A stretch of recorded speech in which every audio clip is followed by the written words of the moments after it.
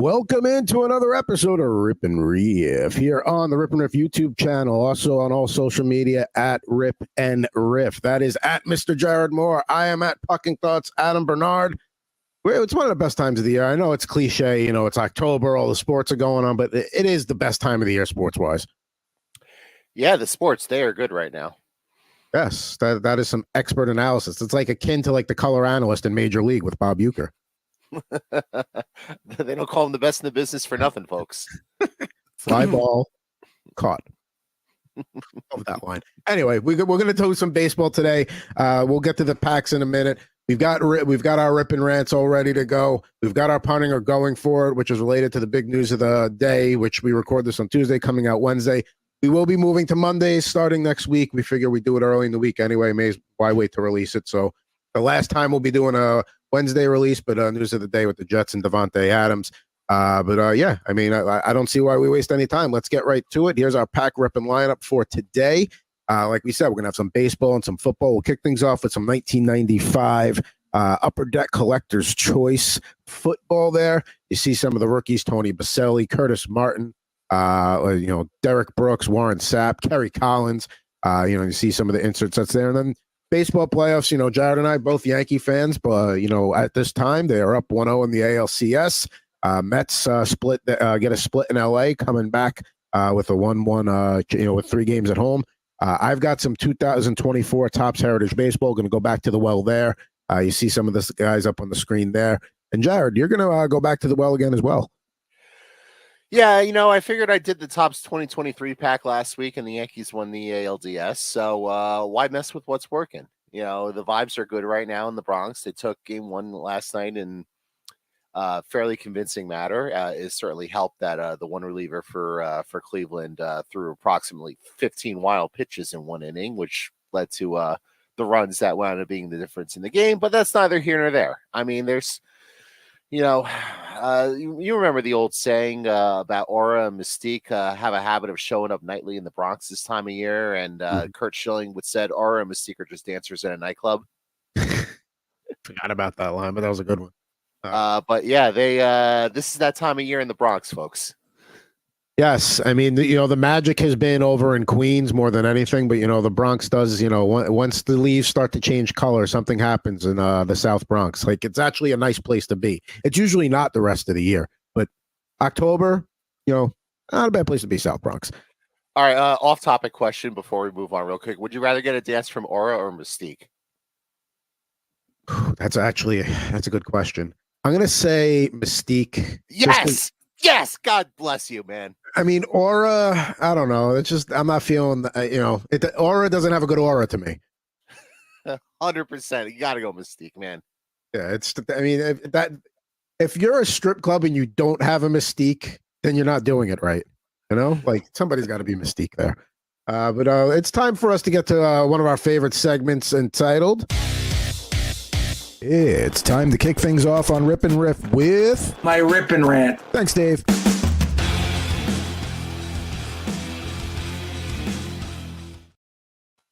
All right, so mine's just going to be a quick little fun poke at the band Anthrax.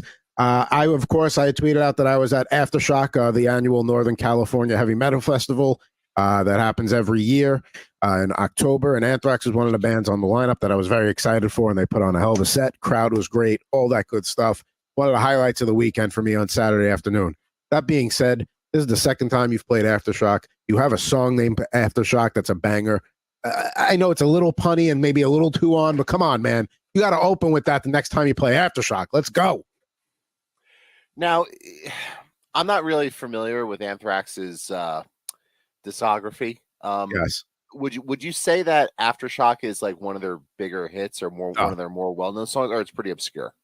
I would say so. It's off of the Spreading the Disease album. I would say it's not as it's probably bordering on deep cut. It's not like obscure, like, oh, they'll never play that live. Like, it's a good sounding Anthrax song. If I was going to give you that, like, that would be a good indication of what the band sounds like. And it's gets you hyped up. It's too perfect. Maybe that's what it is. Maybe it's too on. And they're like, no, we can't do that. Right. And that's sort of the problem with some of these music festivals is a lot of it's just, we're going to play the hits. And When they're not playing the hits, they're usually playing whatever tracks are off of their latest album, which I don't know how much new albums some of these bands are putting out nowadays, but that's my biggest issue with concerts in general is just sometimes you want to hear some of those deeper cuts and you just don't get it. Well, and listen, when you're going into a festival like that, and a band like Anthrax is only going to have like 40 minutes on the stage because of just like how packed the lineup is. Like, I get it. You're going to get 8-9 songs, and like 7 or 8 of those are going to be like the ones you expect to hear. I just thought that would be nice. I thought that would be a nice little happy marriage that, some of the, harder core Anthrax fans would be like, oh, nice. Yeah, and a nice little nod to the fans there. So, yeah, that's interesting. By the way, I thought of more stripper names while you were doing that whole preamble. Destiny would also be another good one for October night, October strip clubs in the Bronx this time of year. I'm always down for give me 2 names and I have to pick one based on the name. I can play. You want to text me at 2 a.m. I will respond at 2:03. All right. Well, it's funny. Speaking of 203, I think that's the area code for Connecticut, not Philly. Never mind. That's segued. Yeah, 215 is Philly. That's neither here nor there. Nick Sirianni, world-class loser. Total alpha, a guy who acts like an alpha, who is very much not an alpha male, has a tendency to carry himself like a petulant child during a lot of these NFL games. So during their win on Sunday, by the way, they won that game against the Cleveland Browns. Which is amazing. Because Philly was atrocious in that game. It's just one of those situations where Cleveland was just that much worse. But this isn't about Cleveland. This is about Philly. I guess as the game was ending, there were some heckling Eagles fans who were ripping Nick Sirianni throughout the game, probably riding him pretty hard, knowing how Philly fans tend to carry themselves. And if you know anything about Philly fans, it's some of the toughest fans, especially Eagles fans, some of the toughest one of the tougher fan bases in sports. Some would say deplorable, but they certainly a passionate fan base and people who care very much about their team and where they're going. So as the game's ending, Nick Sirianni's giving it back to them, jawing back and forth with them and the fans. And I'm just thinking, I'm watching this as it's unfolding on Twitter, and I'm just like, you're the head coach of an NFL team. Why are you acknowledging the fans at all? Correct. Especially after you win a game, and then yesterday he has his weekly press conference, and the Philly media it's like New York, it's like Boston, it's like any big market media town where they're gonna grill the coach, they're gonna ask tough questions. And this loser brings his children out there almost as like a shield to protect him from. You're going to ask me a tough question in front of my son? Like, really? Is that really what we're doing here? And listen, it's cute when late night West Coast NBA playoff game and, whomever brings their kid out because the kid came to the game, whatever. That's a different scenario. That stuff sometimes it could be a little much, but it's cute overall. But like you said, those questions are coming, that you barely beat the Deshaun Watson-led Browns. They're coming. And you want to you're using your kids as a shield? Like, come on, bro. Like that's just, and everyone sees right through that. That's not like, you're speculative. No, literally almost everybody has the same exact reaction. Like we all see through that. Yeah. I mean, just, are you kidding? Like Philly, personally, like I'm a Giants fan. I hope the Eagles kick Nick Sirianni forever because he's an embarrassment. But this feels like the second they have another year where it might be a down year where they underperform expectations, which, by the way, might be this year because they're not all that great. It feels like they're going to kick him to the curb the first chance they get. NFC East is interesting this year. I know the Giants didn't look great on Sunday, but we talked about Jaden Daniels. The Eagles are not playing well. The Cowboys, oh my goodness. I know they were banged up on defense this weekend, but geez. I mean, the NFC East is not what we expected coming into the season.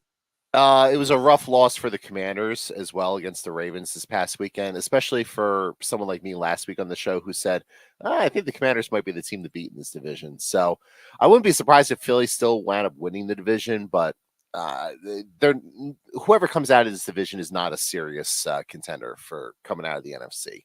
Well, I mean, listen, there's no shame being a rookie quarterback going into Baltimore and losing to one of the best teams in and a potential. Henry and Jackson, who are both playing great right now. There's no shame in that. But if you're the Cowboys, even as banged up on defense as you are, you cannot lose 47-9 at home.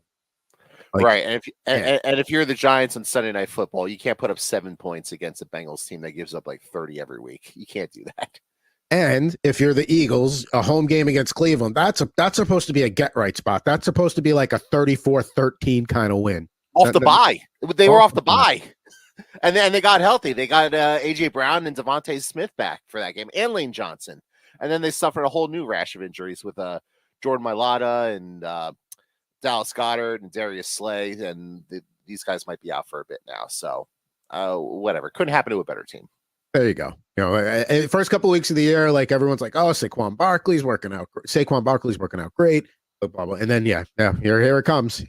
This is when see what the Eagles are made of. Now, speaking of the NFL, a new segment we have called "Punting or Going for It." There, you know, I had to go with the classic Sean Landeta for the title. There, I mean, like how for the cover photo. How could you not? So we pick a team, based on their current vibe. Are we punting with this team, saying we're out on them, or are we going for it and believing in this team? And with the big news of the day being the Davante Adams trade to the New York Jets, we have differing takes on this. Me being a Jet fan, I'm all in on it. Jared's punting and I'm going for it. So I guess I'll take the lead here. And I acknowledge that I'm coming into this as an optimistic Jets fan because, I mean, that's all I really got at this point.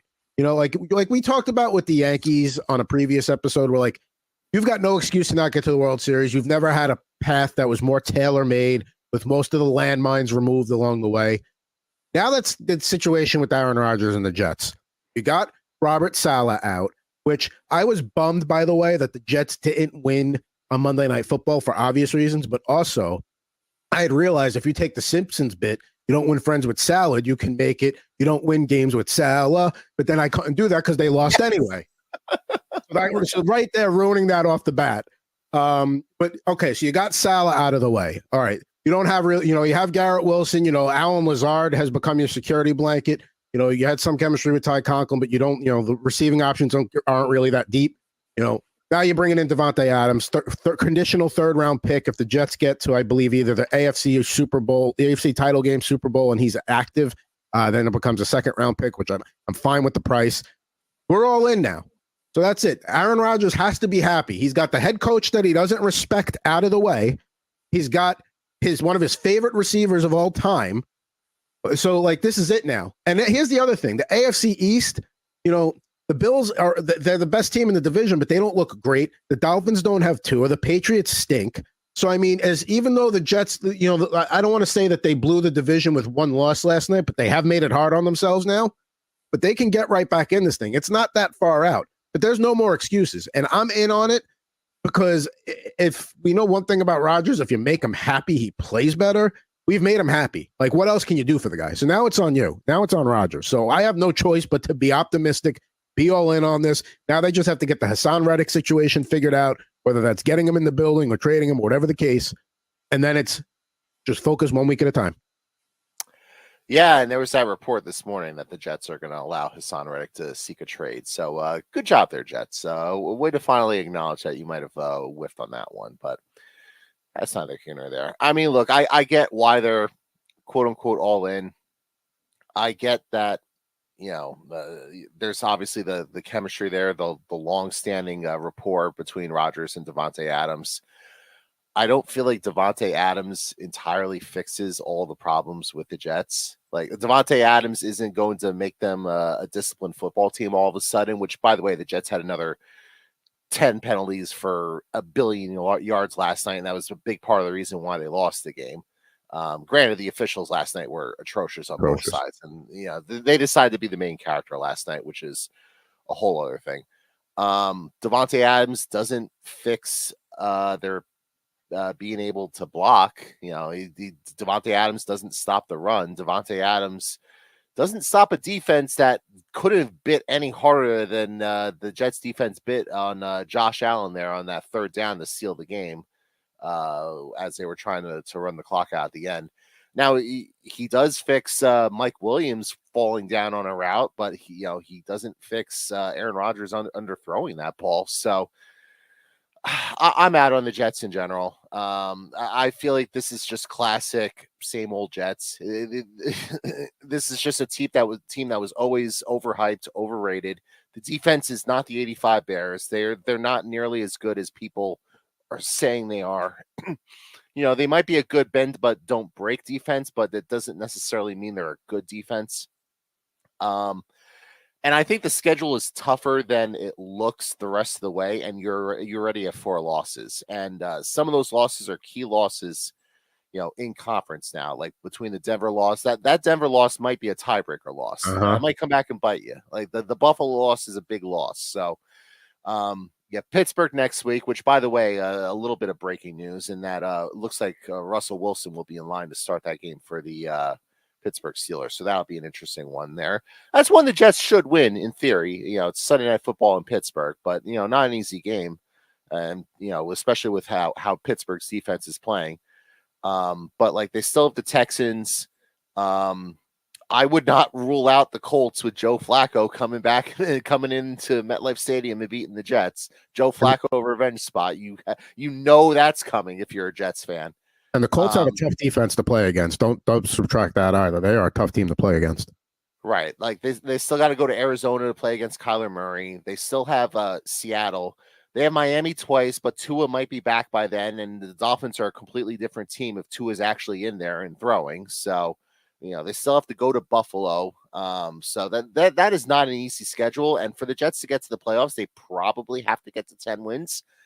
I don't see 8 wins in that schedule for the Jets. I really don't. I mean, I know they got some games against teams like Jacksonville and, they have New England again and, maybe the Rams, but there's not a lot of spots where I just point to and be like, yeah, the Jets are definitely winning that game, especially a team with like the Jets that have a 4-decade track record of always spitting the bit and then even a moderately big spot. The way I look at this is I can look at this situation in one of two ways, that the Jets have not played their best football yet, and we are, into mid-October here. I can take that's not good. They should be humming by now. You had that one game against the Patriots that they look good, and everything else, that victory against the Titans means nothing because the Titans suck. Or I could say, okay, they're just taking a little time to hit their stride. The AFC, the playoff picture with the wild card teams, the doors being left pretty wide open right now. So there's still time to get their footing. I agree with the point you made about Davante Adams not necessarily fixing a lot of what's wrong with them. But, I have no choice but to try and be optimistic about that. The Jets went out and got the guy that everybody said that they should go out and get. So let's see what happens now. Let's see what they do this week and beyond. But it's like you said, it's not an easy road. And they're going to have to, they got to start clicking soon and a lot. If the Dolphins got Tua back this week, and I know that's a big if, I have no idea where the Dolphins are with that. I would take the Dolphins to make the playoffs before the Jets. If Tua doesn't get hurt again. Yeah, well, obviously that's the big caveat. But you could say the same thing for Rodgers, a 40-year-old quarterback who took 3 sacks last night and was probably a little fortunate, by the way, that one fumble didn't cost him the game right then and there. There was one time he got hit and he had trouble getting up for a second. I was like, oh boy, here we go. Right. They can't block, and he's 40 years old and he can barely move off of torn Achilles. I know he's moving around a little bit better than he did like the first week against San Fran, but I'm just out on the Jets. I'm in because they needed to make a move. They needed to shake things up. They got rid of the coach. They're bringing in the big guy. So this is it. Like they're pushing their chips in, and I have to be on board with it because I for my sanity. 2, we all know this was kind of going to be I know Rodgers is probably walking away. So this is after this year. So this is it. They kind of have to make a big push this year, and then we'll see what happens next year if they're taking a quarterback in the draft again or whatever. But I have to be in on it. But why don't we get to some football cards here while we're talking some football here? Sure. Instead of talking about the Jets pushing all in when they're holding 10-8 suited and they're chasing a gut shot straight draw. By the way, YouTube at Jared Moore Poker for more great poker analysis like that. All right, so we're doing this 95 Upper Deck Collector's Choice football here. What do we got here? It says 12 cards. Let's bring up the old West Coast Rip Cam. Don't mind that Max Domi card. That's my blocking card. First up, maybe you remember this name as a Giant fan, but I barely remember him. Mike Sherrard, wide receiver, a part of the Players Club insert series there. I actually don't remember him. I guess he wore number 88 before Ike Hilliard did when he got there, probably a year or two later. That's probably the trivia question about Mike Sherrard. Who was the last guy to wear 88 before Mike Hilliard? That's the answer. Or Ike Hilliard. We got running back 1995 rookie class James Stewart of the Vikings. Not exactly a rookie we're looking for here. Let's just take a look at this pack and see if it's going to be a total pack of crap or no. There's a couple here. Okay. We got Vernon Taylor here with the old school Tampa Bay Buccaneers look. Then we got Mark Say, Chargers wide receiver. Burton Hanks used to have one of the best celebrations after an interception. He used to do the funky chicken. He had great. Yeah, I'm gonna have to call that up after the show. We got another players club here. Tom Carter with the Redskins. Talked about them earlier. Not a great pack. No, this is kind of a swing and a miss there on I don't want to blame you and say on your part, but we got a couple more to go here, but I don't know if there's anything that's going to really save it. It's certainly not going to be Derek Brown of the Saints. Where are you on the Saints? Because like they came out of the gate strong, like just setting the world on fire offensively. And I know Derek Carr got hurt and Spencer Rattler had to play this week, but I mean, I can't figure out what the Saints are at this team. Like Atlanta and Tampa Bay are very good teams and are probably going to battle for the South. I don't think the Saints are necessarily in that mix, though. No, I'll give the Saints credit in the sense that Spencer Rattler looked a lot better than I thought he would look. I didn't think he was an NFL quarterback, and he still might not be. I mean, but 22 of 40 for 243 yards, a touchdown, and a couple interceptions. He wasn't necessarily the reason why they lost that game. They lost because their defense just couldn't get a stop, and that was with them turning Baker Mayfield over 3 times. Granted, 2 of those were not his fault; they were off with deflections, but they just had no answer for like anyone on the Bucs offense between like Sean Tucker running for 135 yards and Chris Godwin just carving them up, and yeah, that was just a rough outing there for the Saints defense. So I'm out on the Saints. Out on the Saints, indeed. We talked about the Browns earlier. There's Eric Turner. Love that I love that Browns look. The brown jersey with the orange helmet, the classic Cleveland look. Let's see here. Now here's a guy who was a pretty good wide receiver in his day. Raheem Ismail, aka Rocket Ismail. One of the great nicknames of all time. So you got Rahib and Kadri Ismail, and you got the St. Brown brothers. I'm trying to think of other. You got, you can't say Sterling Sharp, Shannon Sharp because Shannon was a tight end. I'm trying to think of like other big like receiver pairings. I don't know if there are any that were brothers. Yeah, that might be those might be the biggies. Yeah, I'd have to think a little bit more about it. I'm sure there's one I'm not thinking of off the top of my head. I don't know. Did Jason Kelsey ever catch a pass that was deflected at the line of scrimmage? Yeah, exactly. And then did he ever line up as the slot receiver? We got a couple of Steeler defensive legends here as we got 3 cards to go in the pack. Greg Lloyd, one of the best and feared pass rushers of the 90s. Definitely did not want to be an offensive tackle lining up opposite him. And then, of course, Rod Woodson, one of those defensive backs, just multiple Hall of Fame careers, but, the teams he played on just was a lights out hitter. Like there are very few safeties that were just as good and did all the things you needed a safety to do, like Rod Woodson. Yeah, that's a couple really good Steelers defenders to close out the pack there. I don't know why I said defenders. Like I don't know, it was John Madden or Pat Summerall or something. Maybe you're channeling one of them. We actually have one card to go. This is part of the Did You Know set, and you get a look at it there. This is about Joe Montana. Let's see if we know what the if the card was right or not. Sure. Montana has led his team to 31 fourth quarter comebacks in his NFL career, including 5 times each versus the Rams and Saints. Number 2, the Chiefs' Marcus Allen is tied with Steeler John L. Williams for most career receptions by an NFL running back. Second among running backs is Roger Craig. Yeah, but I mean, so 2 of these facts are not even Joe Montana facts. How's that? Yeah, it's a little weird that there's no Joe Montana fact there for the second one. It was a Marcus Allen fact. It was a third one. I didn't even bother reading it. It was about another player. It had nothing to do with Joe Montana. This is really almost funny. Like that Barry Sanders card where like they have like quotes about like what they do. It's like, no, that's not what the theme of the card. No, this isn't what Barry Sanders did in the offseason. He's just a sweet boy. Yeah. Yeah, we know that. Everybody knows that. All right, that was not a great pack. There's not going to be much in there for Rip of the Day. Let's transition to some baseball. We haven't really talked a ton of baseball yet. You've got some baseball packs. I've got some baseball packs. I'm going to do some 2024 Topps Heritage here. I love the look of these, and Heritage in general is that's my if I'm going to do baseball cards, that's the one I want. Yeah, I love that Topps puts out these heritage packs with the modern players as well. I mean, it's a total money grab, but still, isn't it all? If you put the money out there, I will grab it. Exactly. All right, so we start off with I love this classic look here. The Zach Eflin from the Rays there. But I mean, just like the whole look of the base card in general. I believe that, what did we say, was based off the 1975 look, I believe? Yeah, I believe so. And Zach Eflin, pretty, was okay for the Orioles down the stretch, but Orioles didn't exactly have a great trade deadline. Eflin was probably one of the better players that they went out and added at the deadline this year. Now, one of the rookies we're looking for, here's a Jordan Wicks Cubs rookie card there. That's not too bad. That's not bad at all. Actually, this pack is going to save things, I think. Yeah, I like that. I like the fake autograph on there as well. There's a few of those here. Coming up next, Garrett Mitchell, fake autograph there with the Brewers. Let's see here. We got with the White Sox, Jose Rodriguez. I mean, you talk about just a putrid baseball team. We didn't really take them to task much this year, but I mean, my God, that was just. If you paid like more than like $10 to watch them play this year, like, I don't know if that makes you loyal or an idiot.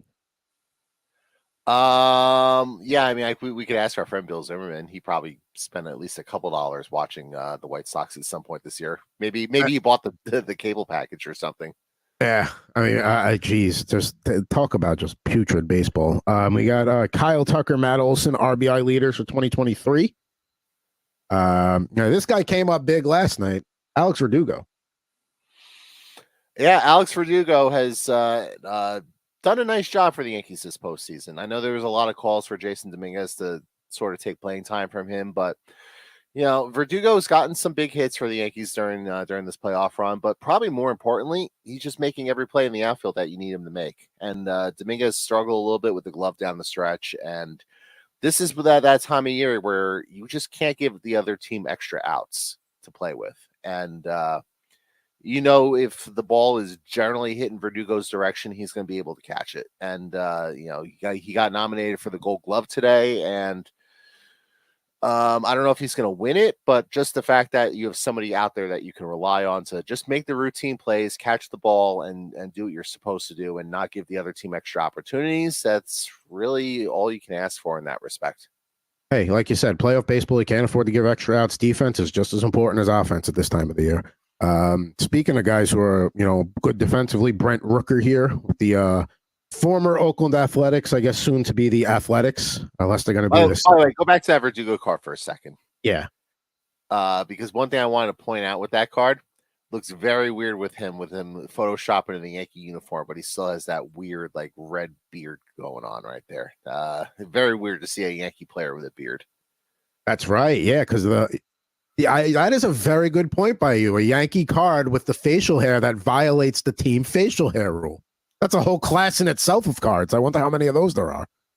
I mean, there's probably a few, especially in modern years. I'm sure there's a lot of players who've been photoshopped on the Yankees. I actually laughed the other day. I'm watching because TBS has the games, and they show when they show the player lineups, they show each player's headshot. So when John Birdie started at first base the other day, he had like the full beard and everything too. I was like, that looks really weird with the Yankees. I mean, maybe they're not as strict as Lou Lamoriello about it, but that's a whole other ball game. A couple more cards left in this pack. We got Brent Rooker. We put him down a little while ago. We'll see if they're going to be the Sacramento A's or whatever they're going to be. They're already the price tickets, because it's a minor league baseball stadium that has like a capacity of like 12 to 15,000. The season ticket prices are already out of control. So like this couldn't go any worse from the end of the Oakland transition to Sacramento. Now the ticket prices are terrible for a team that he doesn't invest in. And then major league prices for a minor league team in a minor league ballpark. Exactly.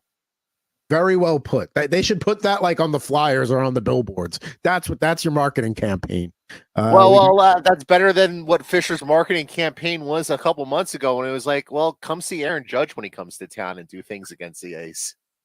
Do you like watching visiting ball players? Well, we got the team for you. Let's see here. We got Jonah Heim with the Texas Rangers here, all-star catcher. That's a cool little like purple and red border. And then last out of this pack, the 1951 most valuable players, Roy Campanella and Larry Yogi Berra. I was trying to think of a dogism, but I couldn't think of a good one. No, it's okay. We can take Austin Wells out of the Hall of Fame. He is no Yogi Berra. There we go. That hit the spot. All right, we got one more pack to go before Jared gets to some of his packs there. The 2023 Top Series 2. What do we get? Nice Austin Wells would start hitting this October, but that's neither here nor there. Neither here nor there. We'll let that slide. We got Orlando Arcia, Braves All-Star shortstop there. Love that old Braves look. Guy who disappointed, but also was hurt a lot this year, Bo Bichette. Let's see here. We got Ahmed Rosario with the Dodgers. How do we feel? You know, we got Mets Dodgers game 3 kicking off. How do we feel about that series right now? I think we're going to probably end up going 7. I think it's probably 7 probably sounds about right. I wouldn't at least 6. I feel like the Dodgers missed a major opportunity yesterday to kind of put their foot on the throat of the Mets. I did not love the fact that they went bullpen game for game 2, even though they were up 1-0 in the series. I get the Dodgers have no starting pitchers left, but the problem with the bullpen game is you just need every reliever to be on throughout that game for it to work, and it's just so rare that actually plays out that way. It worked against the Padres, but the Padres also didn't score any runs the final 20-something innings of that series. So I don't know if that was so much a Dodgers thing or a Padres thing at that point, but no, I felt like that played in the Mets' hands a little bit, and now the Mets, have a little bit of momentum, and this is a team where they've been riding this momentum high for weeks now, if not months, and you gave them a little bit of life instead of, the Citi Field would be a much different vibe if they were down 2-0 in that series with it coming back to New York. The fact that it's going to be 1-1, all these games are going to be tight, and I don't really trust any of these Dodgers pitchers. I wouldn't be surprised if the Mets took 2 out of 3 in Queens. That seems to be the consensus among many people right now, that they'll probably get 2 or 3 in Queens, and then we'll see what happens back at Chavez Ravine. We just talked about this guy. This is a interesting poll. Yogi Berra. And he's no Austin Wells. I don't know. Yogi Berra, what a guy. We got Johnny DeLuca here from the Tampa Bay Rays. We got an Angel Felipe rookie card here with the Athletics. Bryce Turang, Milwaukee Brewers card. And then we closed out the pack with a couple of strong ones. We got Ozzie Albies from the Braves and Bryce Harper from the Phillies.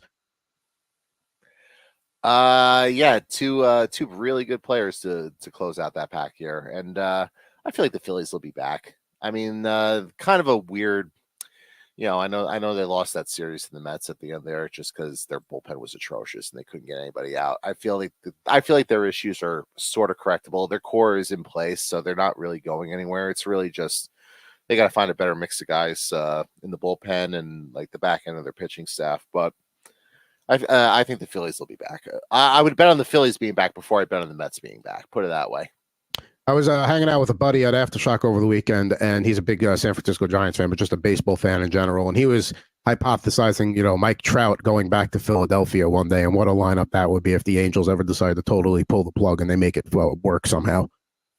Yeah, I mean, it'd be nice if Mike Trout could stay healthy for longer than 10 minutes. That's the issue. To make that a possibility, and that would be one of the teams that Mike Trout would waive his no trade to go to, since he's a Philly guy. He's from South Jersey, so. Yeah, I mean, as a baseball fan, I'd certainly love to see it, and that would be a huge upgrade for the Phillies in center field, but I don't think it's going to happen. I don't think it'll happen either. It's one of those like nice scenario deals there, but so that wraps up the top 2024 Topps Heritage Baseball. Let's go to the top. We're going back to the well here. 2023 Topps Series 2 Baseball.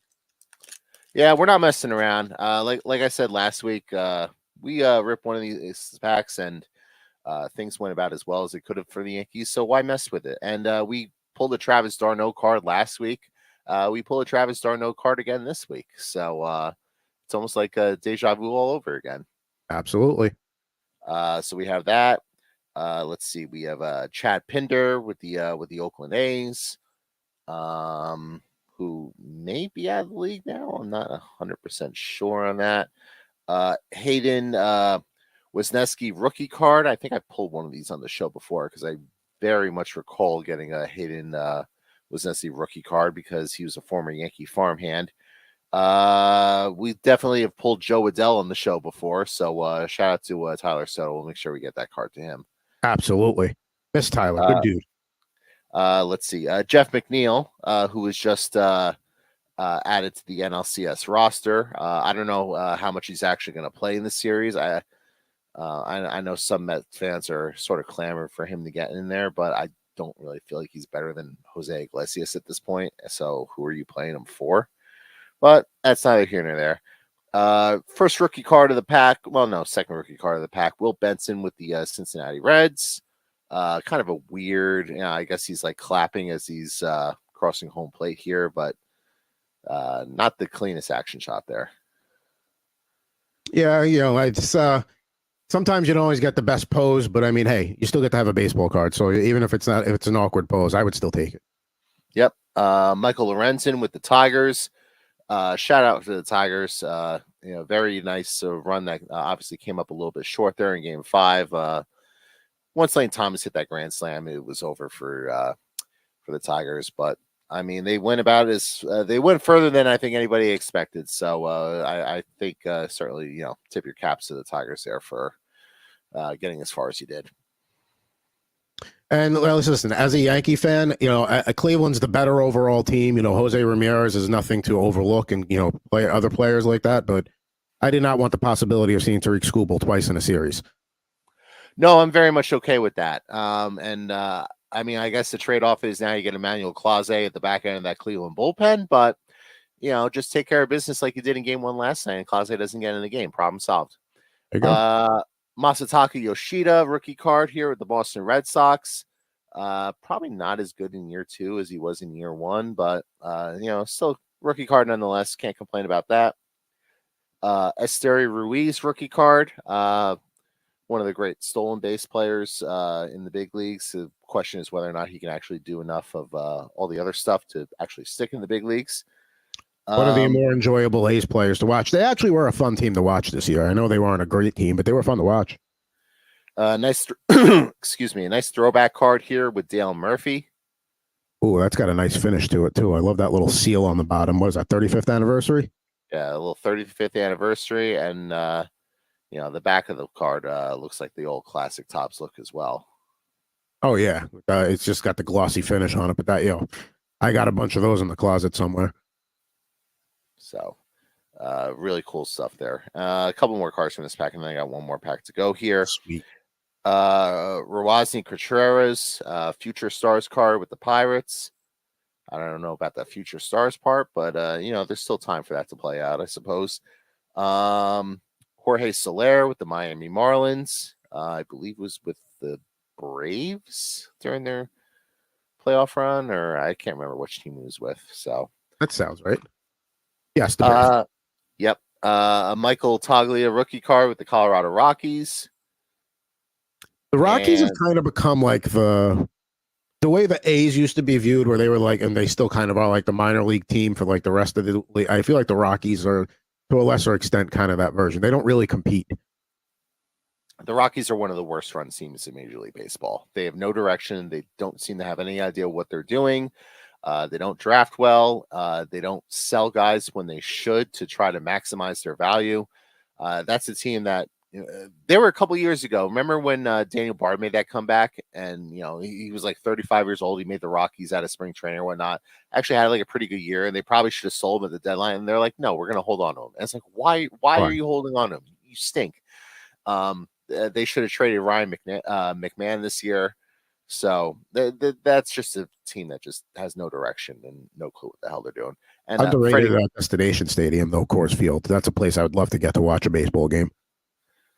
Yeah, although I feel like my head would be spinning between the legal marijuana and the fact that you're a mile above sea level. Probably a mix of both. Last but not least, Freddie Peralta here with the Milwaukee Brewers. You know, for the Cubs didn't make the playoffs, but the Brewers, they ran into the Mets. Although I don't think if they had beaten the Mets, I'm not really sure how far they would have really gotten in terms of I don't know if they beat the Phillies and all that. So we'll see what happens with Milwaukee next year. Yeah, so I'm glad I didn't do that second pack last week because that probably would have been the pack. And remember, I said nothing gets better than the pack that we ripped last week. So we'll see if we do better on this one. And we start off with the player who's probably going to win the MVP in the National League this year with Shohei Ohtani. I mean, not really having the greatest October to start with, but I don't know how long you can expect to keep Shohei Ohtani in check. So, we've said it on this show. We acknowledge that Shohei Ohtani is going to win it and deserves to win it. But I mean, Francisco Lindor is the MVP this year in the NL, and that is the official stance of Rip N Riff. That is the official stance of Rip N Riff because it's the correct stance. We know Shohei Ohtani is going to win it. He's probably going to win it unanimously. That doesn't mean it's the right decision. If you're talking who's most valuable, the Mets are not where the Mets are without Francisco Lindor. That is for sure. 100%.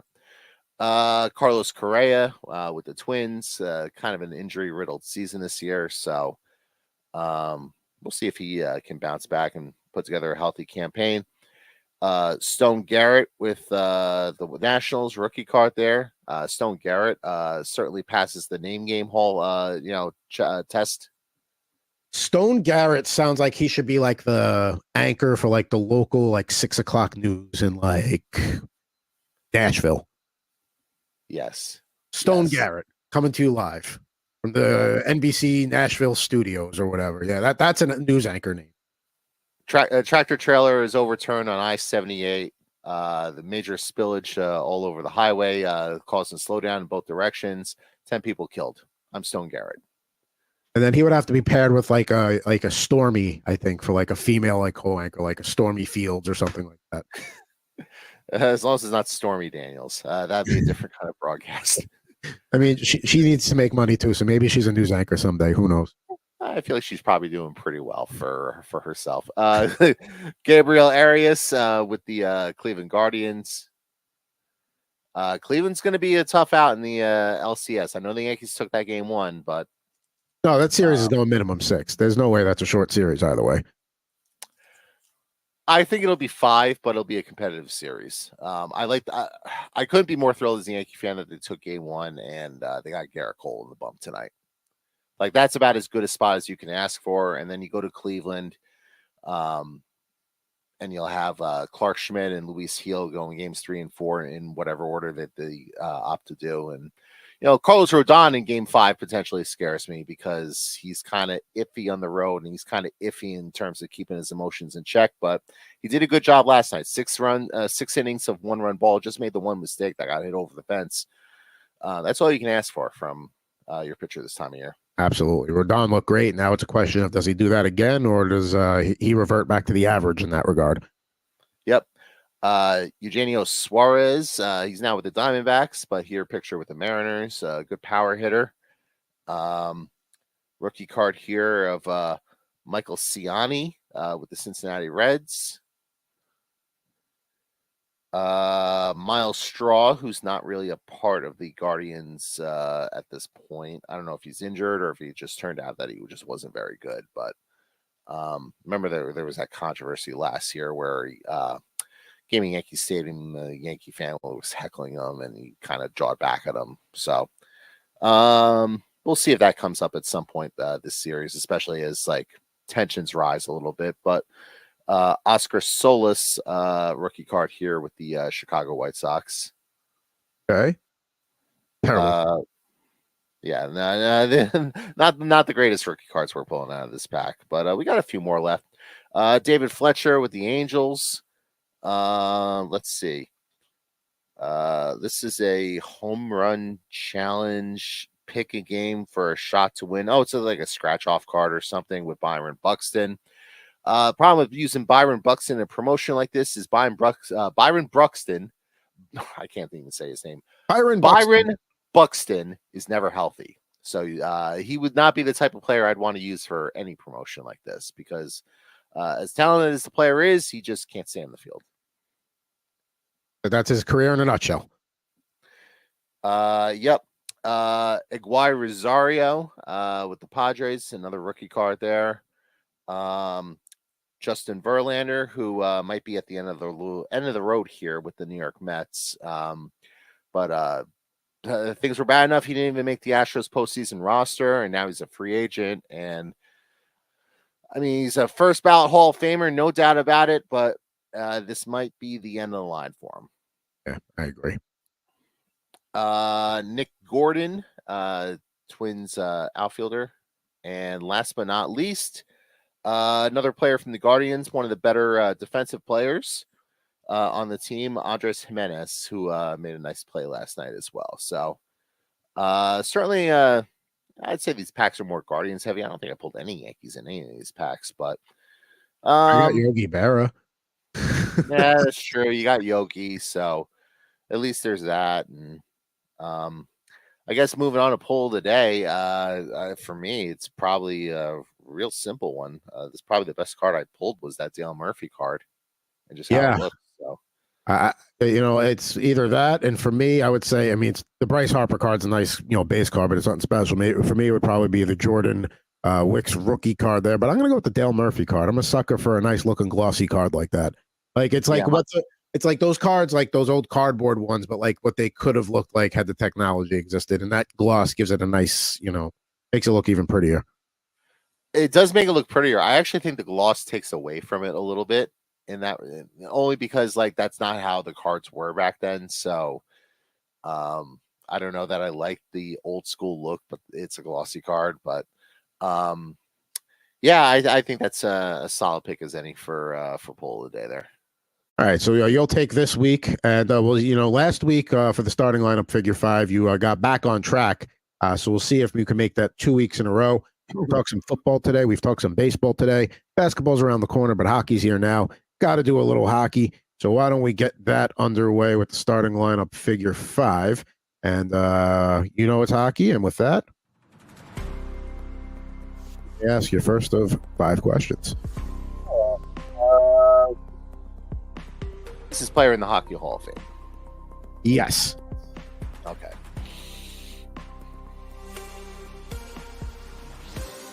Is this player a forward? No. He's not a forward. Is this player a defenseman? No. So 2 questions to go, and you know the position. I know the position. It's the goaltender. And it's a Hall of Fame goaltender as well. So important distinction there. Is this player a Stanley Cup champion? 2-time. 2-time. 2-time.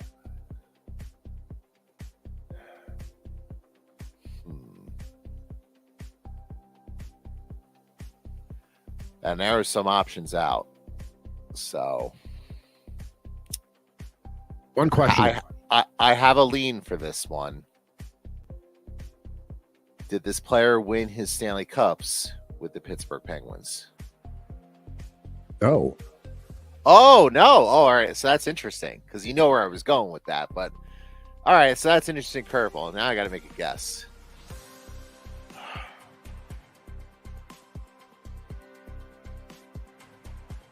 You wouldn't remember him from winning the teams he won a cup with. You would remember him for, but you wouldn't be the first team you would associate him with.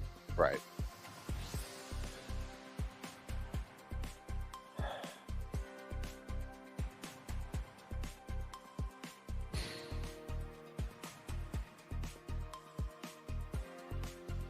I think I know who this is.